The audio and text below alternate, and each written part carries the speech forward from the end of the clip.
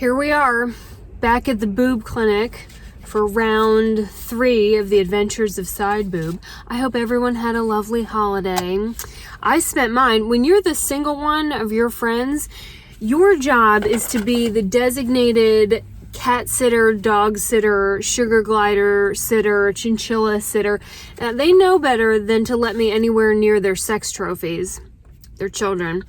But if they have pets, guess who gets nominated?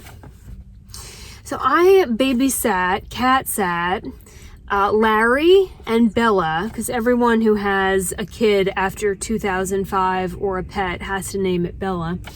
Delinda's cats, her feral beasts. That's a lie. They are domestic. Larry has his own center of gravity. His belly actually touches the floor. And then Bella has a gangsta-lean. She has this little gimp foot, and so if I put a bandana on her head and a little spinner necklace, I could throw her into the most dangerous neighborhoods in Wilmington, and by the end of it, she would be their queen. I mean, she looks kind of savage, but she wanted so bad to sit on my lap, which I did not want as bad as she did. But her belly is so, but she couldn't, bless her heart, she couldn't even get up on the couch. It would have been nicer if I just picked her up and put her up, but I didn't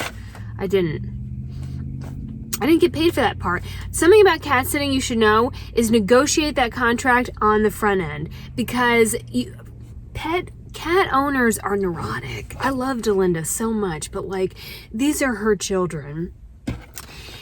She didn't tell me that she scoops a litter box not once every 3 days like most of my friends. She does it in the morning and night, because heaven forbid their nasty little paws step on their own crusty turds. Yeah, Larry. Oh. So I had to scoop it twice a day. And then on the floor, they get bottled water. Now, she's never offered me bottled water, but the cats get 1 bottle of water each a day. And then they get their separate plates, because heaven forbid they eat from the same plate. And they get a little bit of dry food and a little bit of wet food. And I almost put down wine glasses and the silverware. I mean, why not? And so every morning, Larry, who hated me, they hated me until the 3rd day. And once they figured out that I was the key to the food cabinet, then suddenly they worship the ground I walk on. But that's what cats do. They put you through a couple days of worthiness testing to see if you're even worth coming out from under the bed. Here's Larry. Hi, Larry. Oh my, are you talking to me now? Hey. Yeah, starvation breeds affection. Come here, kitty. Come on, let me pet you, fat ass. That's right, there's your butthole. Yep, that's so pretty. Come here. Come on. Yes. Oh. Let's go scoop your giant turds out of a box, because mommy's high maintenance. So that was a lot of fun. Yep, there he is. Not missing you. Not giving any fucks, actually, that any of us are here until he wants to be fed to maintain his body mass index of 55. Yes. And Bella, I don't know, maybe she's under here. She probably can't get up because she is overweight by about... Hey, fatty. Hey. Oh, look at you run. Wow, that was a sprint compared to this morning. Yeah, see? Say hi to mommy. Yep, you don't care either. You just want to know where the food is. Yep, that's how you maintain all that. Look at you, girl. Yep, just more of you to love, huh? Hashtag body positive. Say hi to your mom so she stops asking and gets off my ass. It was a lot of fun. But now we are back in the real world where I am... this whole lumps in the boobs thing. So here's the deal. Sometimes I think people watch my videos without the sound on. I read the comments, and most of them were very wonderful and supportive. Only like 3 psychopaths showed up, which is great. That's better than our usual numbers. Fantastic. But most of them said that when I announced kind of what the initial results were after I clawed them out of the clinic's hand, they were like, "Oh, that's phenomenal! That's great news!" Like, phenomenal. It was good news for the left. So if you've not seen the earlier videos, they found lumps on both sides, and I had a complete mental breakdown about that. In news, I've said this before, but I had a whole year of, breast cancer was like my beat. And so I have just seen every kind of result that can come out of this, and some of them, a lot of them, they turned out to be benign. It's no big deal. But I did stories on women where they found a lump and then they were dead in like a couple weeks. And interviewing their children. I've been to their funerals, and I've seen what radiation does on the chest. And so I don't play when it comes to, and I understand that there have been huge advancements, that breast cancer is not necessarily a death sentence anymore. That said, a lot of the comments I read were people saying, "I had this, it was no big deal, da da da." And I would just encourage women, when they talk to other women about finding lumps in their chest, to just be careful about making reductive statements, because for this many women where it's no big deal, there's going to be some women in that crowd where it's stage 4, where it's terminal, and so I think we, woman to woman, should, no matter what happened for us, should encourage any other woman to, I think a little bit of worry is helpful. A lot of worry. Because what do? You get freaked out, and then if you're busy, if you have kids or are starting a business or whatever it is, the first thing we do are like, if I can't see it, it doesn't exist. And there are plenty of stories of women who felt the lump, heard about the lump, and delayed care, and then like it's stage 3 or what have you. And so I appreciated those comments a lot, and I know that everyone's motive was to soothe my nerves, but I think we should instead be saying, hopefully it's nothing, but it'd be so much better if you just found out now, and like encouraging expediting testing rather than minimizing what could be. That's all I kind of want to say about that. And hopefully it will be nothing. But here's what kind of surprised me about when I did the video about the results, where people are saying how great it was. They think that in the left that those are probably benign. Awesome. I obviously didn't know any of that when I'm staring up at the screen and I see the wand go by, and then boom, there's this black dot, many black dots. And I did talk to the hospital about crying on the table and the nurse completely ignoring me, and the chief of radiology called, and I think they're going to have a powwow about bedside manner. I'm an adult. I don't expect people to soothe me and like swaddle me and like kiss me on the forehead and tell me it's going to be okay. In fact, I'd probably punch you right in the throat if you did that. But like, we can do better as human beings, especially now. We can do better. But the right is the wonky one, and the right in that lump, which the clinic found, there is a septation, which is an overly fancy word for a line down the middle of it. We don't want cells that are malignant to divide, because that means that they're growing. And so when I read that and I saw the report was come back in 6 months, and I was like, come back in 6 months? At this point, I have one of 2 roads to go down. On road A, it's nothing. Great. It's just a weird thing with a septation. Fine. I have septation boobs. Like, I'll add that to, if I ever join a dating profile, I'll put that in there. I will never join a dating app, website, anything. I would rather set myself on fire. But so if it's nothing, wonderful. But if it divides, let's say in 6 months I come back and we do the mammogram and the ultrasound again, or if I have to do this indefinitely every 6 months, I now have a much bigger problem than I did 6 months before. So I'm doing everything I can to stay on road A. So my assumption was, when there was, these were okay, and this one has a line, my natural assumption was that we were going find a biopsy? Let's just find out. Let's just find out. The response I got was that I was overreacting, and it was probably going to be fine, and I just needed to take a deep breath, and we would revisit it in 6 months. So I'm here again, and the only thing they've agreed to at this point is to teach me how to find the lump. And they said, just keep feeling it, and like if it changes shape, then come back and we'll do more. Well, what's the reality of that? The reality of that is that while these things look huge blown up on a screen, they're small. And barring this lump turning into the size of a golf ball or growing spikes and stabbing me in the finger when I go to touch it, I'm not going to know if it divides into 3 or 4 or 50. It's probably still going to be small. So I don't think that's a great test. I just want to know.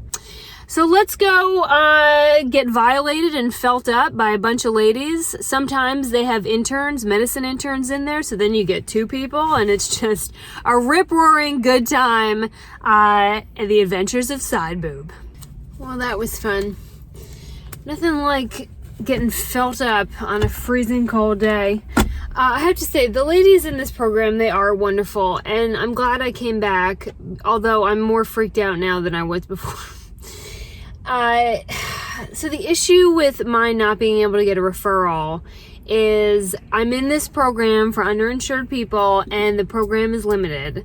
And so there's no actual doctor here. It's their nurses. And so they read the report from the doctor, and then they work with you on like a clinical basis, but I don't actually have a doctor. And the radiologist who I never interacted with him. He never saw these. He just looks at the report and then makes a recommendation. And his recommendation was look at it again in 6 months. And I don't want to wait 6 months. I want to know what's going on with this right one. But the clinic themselves and the program, they are not doctors. They cannot write referrals. So the best that we can do at this point is that they can write a letter to, we have like a breast program specialized for that at the hospital. But once again, you know, it's like my insurance isn't going to cover anything. And so this program can't cover it because it's a different program. And so the moral of the story is you need to be filthy rich or have amazing health insurance. I mean, I almost thought about like going to get a JOB just so I could get health insurance again, just so I could like deal with these. Anyway, so again, it's the left seems to be okay, and the right, the whole point of this visit was to demand a referral. So now we have a new course of action for that. Before I talk about this, the program, if I get accepted to now this second program, if they believe that it is necessary, it's not my call, you know, if they believe it's necessary, they will do a biopsy. And that's what I was hoping we were going to do from the get-go, because I just want to know what's in this. I also learned that my understanding of what the septation was not 100% on. So when they see that cell and there's that line down it, you know, I had originally thought that, and this may still be true, but it didn't seem like entirely accurate, that was indicative of division. But it seems like I learned today that the septation has more to do with a simple cyst, is just this glob of fluid. And when the septation is there, that means that it's not just a glob of fluid. And when they look at cancer cells and cancer lumps, those are like hard, solid masses. And so what's going on in the right is that it is not just a perfect little blob of fluid. There's like some other stuff in there. And so really a biopsy would be great, because then you pull the cells out and it is what it is. And then from there, they either remove the lump or they can extract the fluid in it and deflate it. And I'm like, God, I don't know if we need to be like taking down any volume in these. But I think the grossest part of that entire experience was, so I don't do self-exams, not because I'm ignorant or stubborn. I am stubborn. I'm not ignorant. I have like the highest level of density tissue, and ladies, you need to figure out what your density is, because that affects everything else that goes on with this region of your body. But because I have like the highest level, I don't do the exam myself, and I make the doctor do it, because every time I do it, everything feels lumpy and awful, and I get freaked out, and I go on Google and I put in the symptoms and I diagnose myself as terminal in 3 months. So I don't do it. But that said, now that I know that these are there, and there's like a bunch in the left and then there's this one that's questionable on the right, I want to know exactly where they are so that I can keep an eye on them. She found it, and she put my hand on it, and I ripped my hand back, and I was like, oh my God, that's disgusting. I thought that these were tiny, and it is not tiny. I mean, she said it's about this big, which when you have skittle tits like this big is a big deal. I was horrified. I have no idea how every year I go in for my annual, and like how we never caught it before, or like that it's not like poking out of my skin. And she said, well, it may have just like gotten big quick. And I'm like, well, that doesn't sound like that's a good thing. So it is so gross. Like, I was so freaked out, and now I know where it is. And but they were awesome. The nurses that were in there, I started crying again, and I got really emotional, and I'm not going to do it again. I already cried once on the internet this year. That's like all that I can handle. But I was so disgusted that like this foreign thing is in my body, and it's big. And she goes, I just think you should name it. And I looked up at her, and I'm like, getting all red in the eyes, and like, and she goes, yeah, I think you should name it. And I'm like, you are more than I am.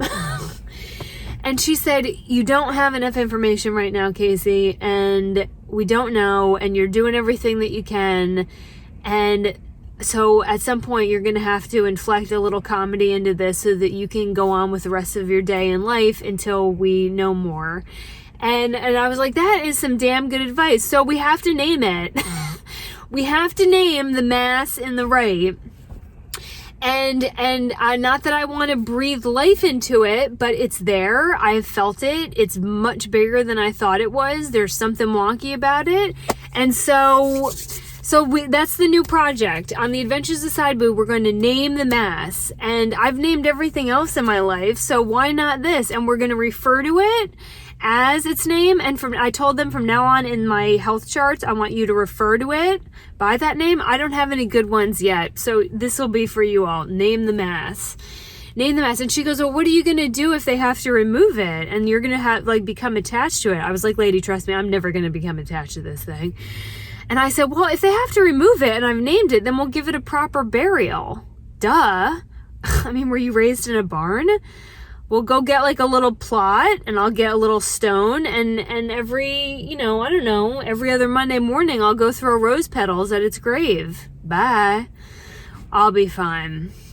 So that's what we're going to do. We're going to sign up for this new program that hopefully, if I'm accepted, they will consider a biopsy, and hopefully the financial gods will smile down on me and help me sell some homes because my insurance is not going to cover it.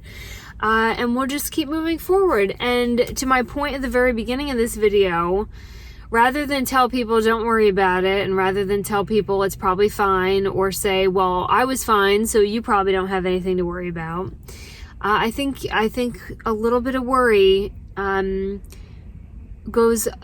be helpful. Yeah, because if I had just blown it off, I wouldn't have gone back today, and I wouldn't have realized how big this thing is. And I wouldn't have signed up for the second I just think that being a little bit neurotic can be helpful in life.